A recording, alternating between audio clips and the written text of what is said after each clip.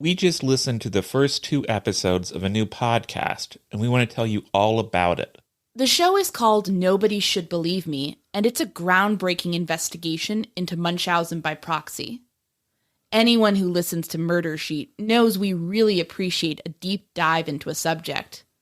Well, no one has ever done anything of this depth and breadth on the topic before. You will be enthralled by the stories it tells, but even more importantly, you will learn a great deal about how to keep kids in your community safe from harm. But what makes this show different is that the host of the podcast, novelist Andrea Dunlop, has a uniquely personal connection to this subject. Someone close to her was investigated for Munchausen by proxy a while ago. So to her, this is not just something that happens to other people. Her personal story really gives this show an emotional punch. It also means she really makes an effort to get at the humanity of all of the people involved, all the victims and survivors. This isn't a podcast that focuses on the gruesome details. It has heart. Andrea really uses her storytelling skills to help us get to know the wide variety of people whose lives have been affected by Munchausen by proxy. New episodes drop every Thursday. Listen and subscribe to Nobody Should Believe Me on Apple Podcasts or wherever you listen to podcasts. Content warning. This episode contains disturbing details related to an unsolved murder. As always, for a full list of our sources for this episode, check out our show notes. Sunday, December 7th, 1975, was warm in Fort Lauderdale. The temperatures hovered in the mid-70s. The Midkiff brothers, Richard, John, and Anthony, decided to spend the morning hunting deer, cruising through grassy Florida fields in their swamp buggy. The spot they picked to hunt has since been developed and is full of hotels and condos. But in the 70s, it was in the Everglades and was much more isolated. True, there was a Florida Power and Light repair station several hundred yards away, but it was mainly used to keep trucks. The nearest residents lived more than a mile away at an apartment complex back then. A canal ran through the field. Some people used it to dump their garbage. Others, like the Midkiffs, just liked it as background scenery when they rode their buggy through the brush and shrubs. It was a fun, relaxing morning, until John smelled something. He couldn't tell what it was. None of the brothers could. But it reminded them of death. They thought they knew what it might be. It was illegal to shoot female deer, so when hunters killed a doe, they would leave the body to decay in the mossy bushes and shrubs. So the brothers assumed the foul stench was nothing more than a dead deer. But they weren't completely sure and decided to investigate, maneuvering their vehicle closer to the smell. About 150 yards from the road, in an area completely covered with trees, they discovered what appeared to be 4 piles of rags. But they weren't rags. The Midkiff brothers had discovered the bodies of Joseph McCartney, Gail Reickmann, Marianne Hastons, and Neata Harvard. The 4 had not been seen since the previous Tuesday, when they vanished from Boccaccio's, a popular nightclub. The Midkiffs rushed to a nearby power substation, the closest place they could think of with a phone, and notified the police. And the cops sped over. They were there practically before I got off the phone, remembered Richard Midkiff in an interview with the Fort Lauderdale News. The Boccaccio murders were a huge case. The deaths were potentially linked to organized crime or a serial killer. So why, over 40 years later, are the families of the dead still waiting for answers as to what happened to their loved ones?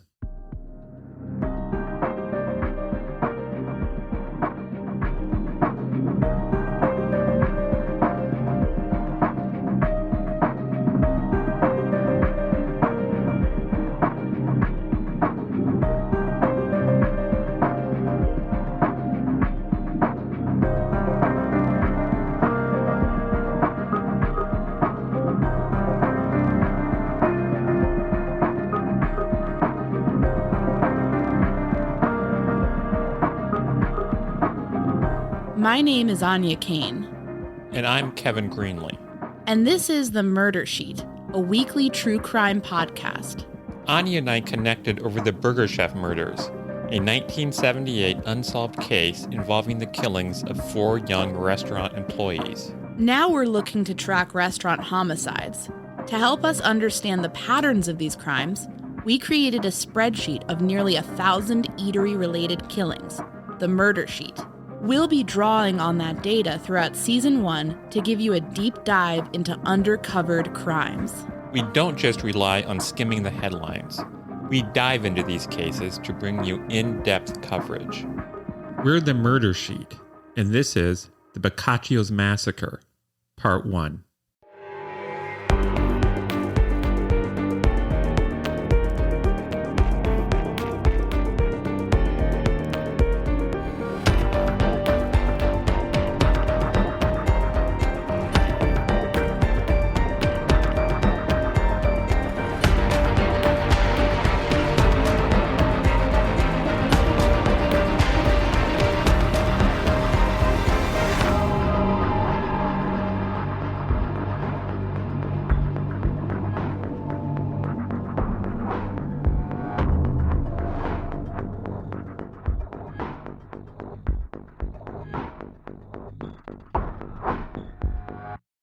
Florida in the 1970s was very different from how it is today.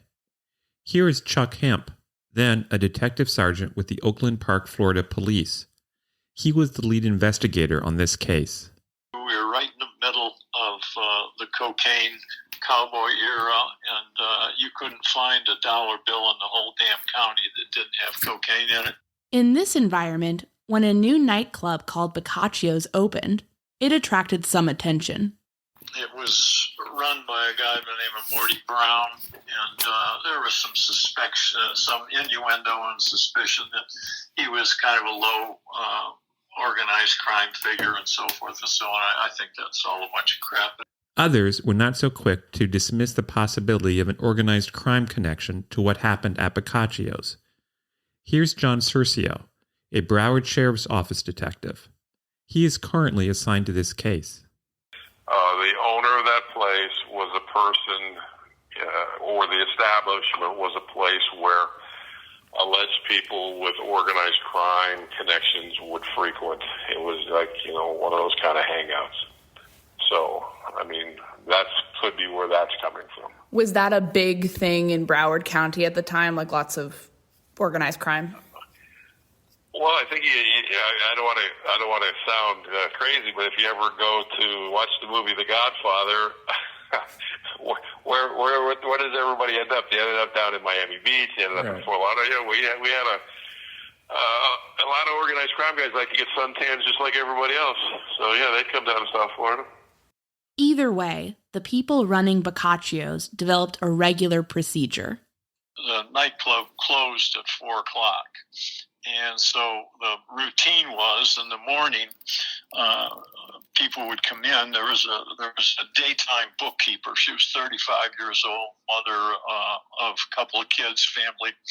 And there was a 21-year-old daytime manager who was there initially to accept deliveries when they came in the morning and so forth and so on. And then there were 2 black cleaning ladies that cleaned the bar and the restaurant and to get it ready for opening again when they open around dinner time. And so, on Tuesday, December 2nd, 1975, manager Joseph McCartney got to the club around 8:30 a.m. Maids Neata Harvard and Marion Hastons were dropped off at the business around 8:45 a.m. by Hastons' husband, Barney. And bookkeeper Gail P. Reickmann is believed to have arrived for work around 9 a.m. At about that same time, a man out walking his dog reported seeing McCartney enter a yellowish-brownish car being driven by a man in his 30s. The witness said that McCartney did not seem to be upset or agitated. That was the last time any of the 4 were seen alive. how ours was found was a delivery driver bringing beer or liquor or something into the establishment. I think he got there around 9 in the morning, which was his usual routine. And nothing was locked. He walked into the office. Everything was clean, immaculate.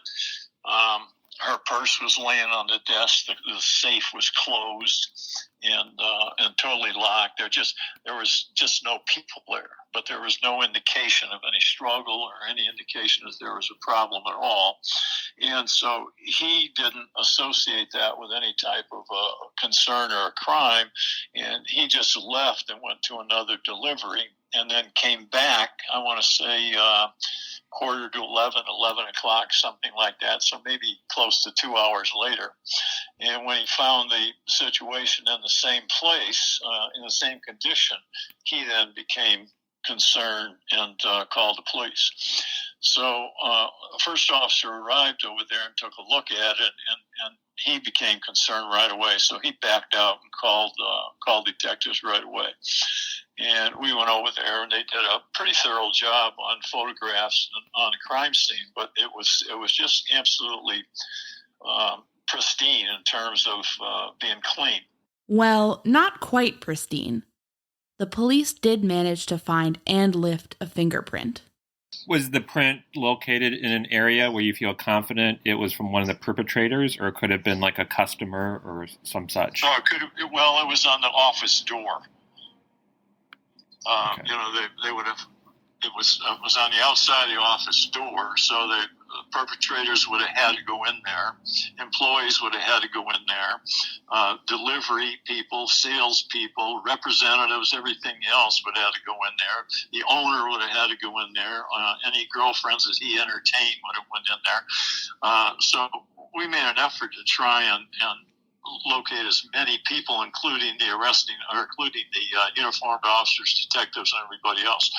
But I'm not aware that it was ever identified. There were no signs of a struggle. McCartney and Reickmann's cars were still in the parking lot, and their belongings, including Reickmann's purse, were found at the nightclub. Police couldn't figure out why anyone would kidnap the four, or even the mechanics of how someone would go about doing it on a sunny Florida morning.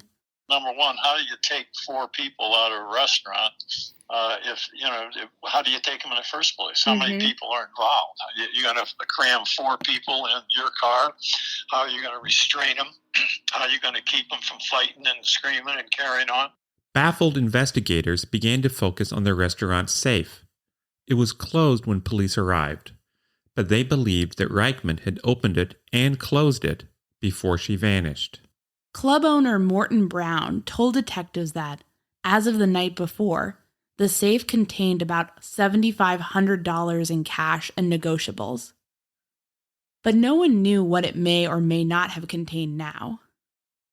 McCartney and Reickmann were the only ones who knew the combination to the safe. Despite owning the club, Brown said he did not have that information. When I talked to him about this, he says, I pay a bookkeeper to take care of that. He says, I don't have anything to do with dropping the money in the safe at night. He says, by the time we close at 4 a.m. in the morning, he says, I'm usually with a girl or have a couple drinks. And the people that I pay to run the restaurant take care of that. And he says, I pay a bookkeeper to come in every morning, open the safe, do the nighttime receipts, and make the trip to the bank.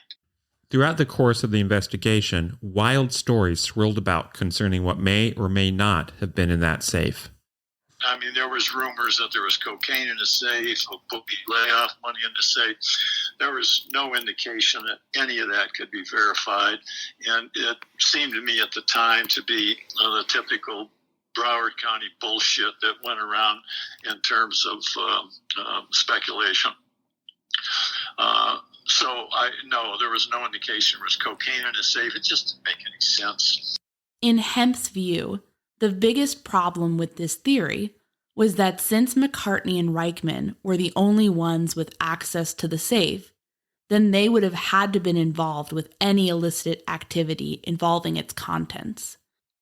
and they did not seem to be the sort of people to be mixed up with such things.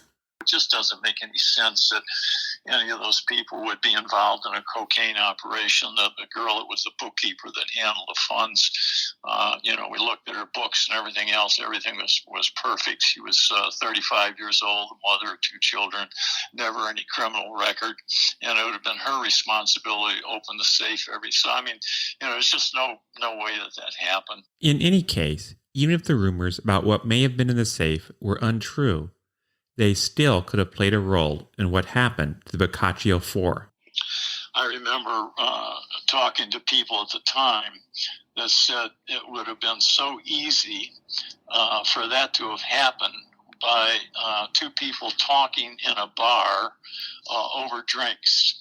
And he said, I'll tell you what, I could get you killed by just saying to somebody sitting in the bar that I knew you and you had a safe inside your house and you kept $5,000 in the safe and at a bar, and somebody's going to break into your house and kill you or break into that safe.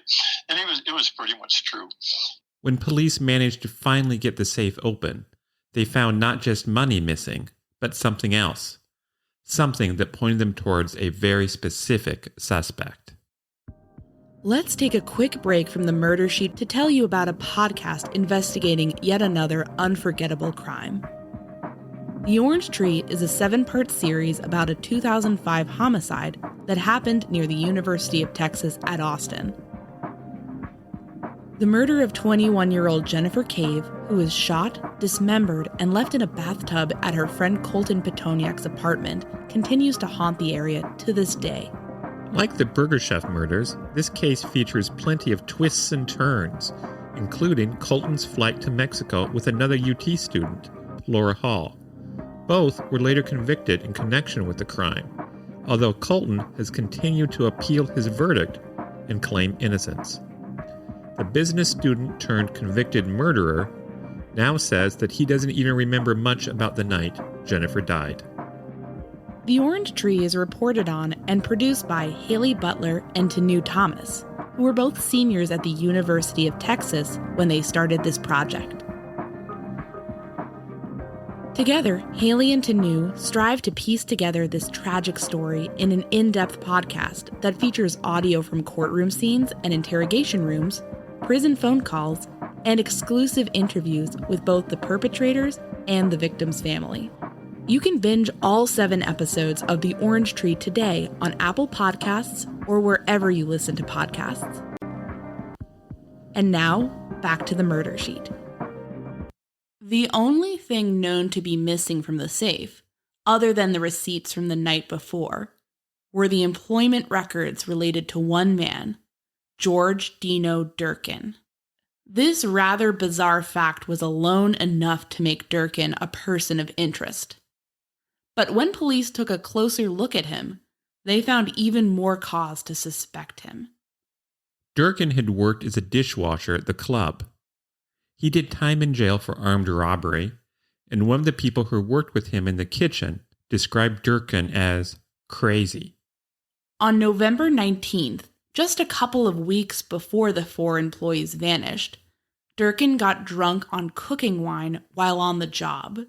When a customer tried to cut through the kitchen to get to the bathroom, the inebriated Durkin insulted him.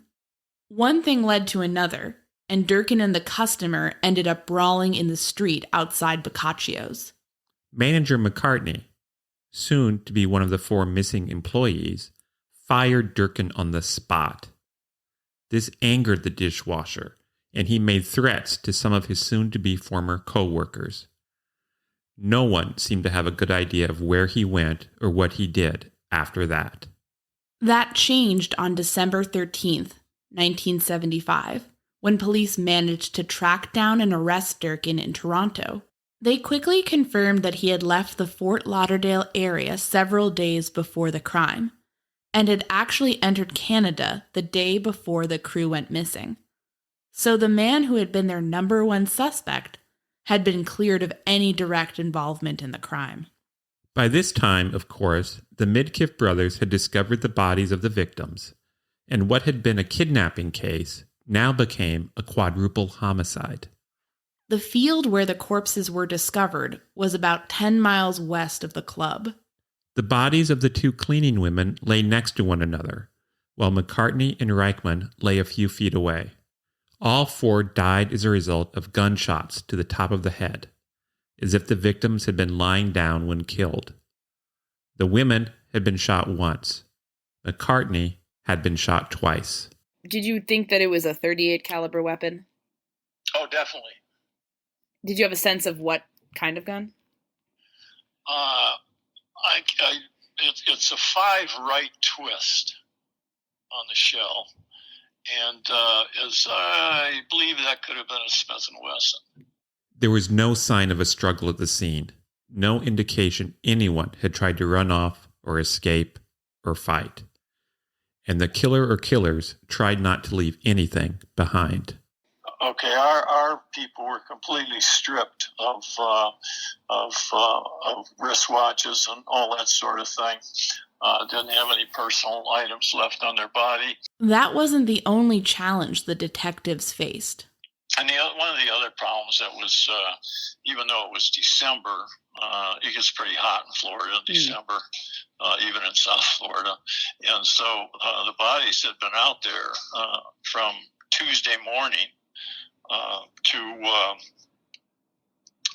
the following Sunday, and so they were badly decomped and bloated. So I mean, when we did the autopsies, we were doing it in the decomposition room, and there were maggots everywhere, and the bodies were pretty badly decomped.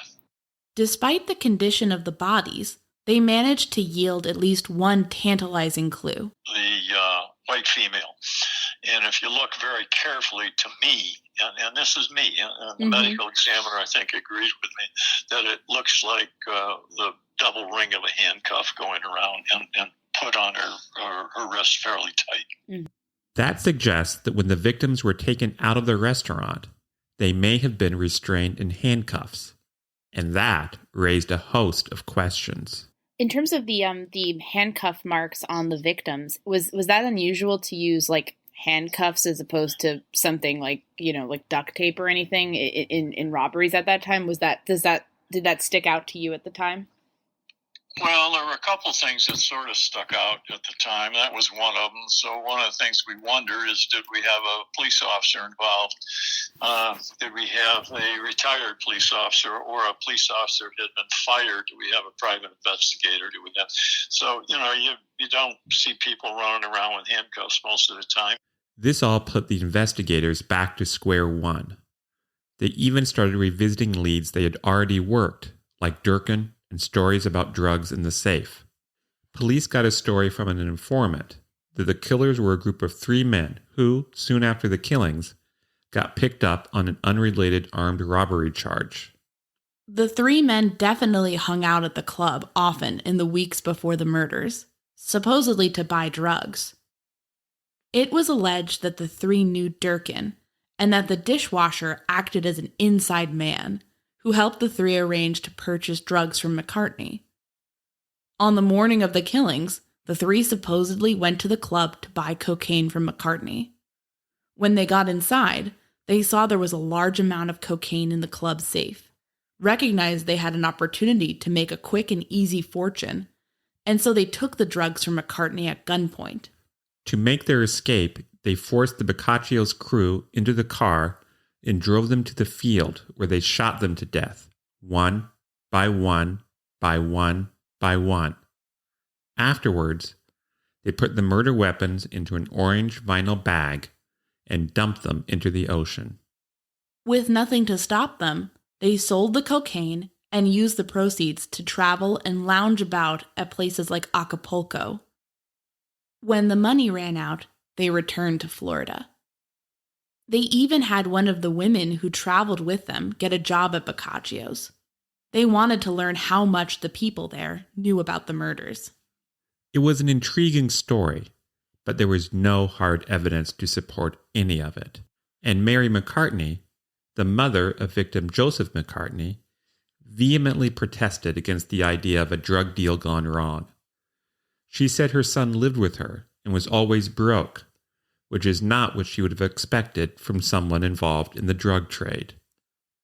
And, of course, if McCartney was selling drugs from the Boccaccio's safe, then Reickmann, who also had access to the safe, would have had to have known about it and, at the very least, have tacitly endorsed it.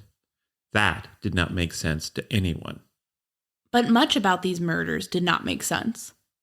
Why take the time and the risk to transport the victims from the club out to the field? Why not simply kill them at the restaurant? Perhaps it was a robbery, and one of the robbers was recognized. But who would rob a club on a Tuesday morning? There would have been much more money in the safe after a weekend night. Maybe the killer simply sought revenge against one of the four for personal reasons. Or perhaps it was a contract killing, related in some way to organized crime. Or the perp could have just been a psycho, or under the influence.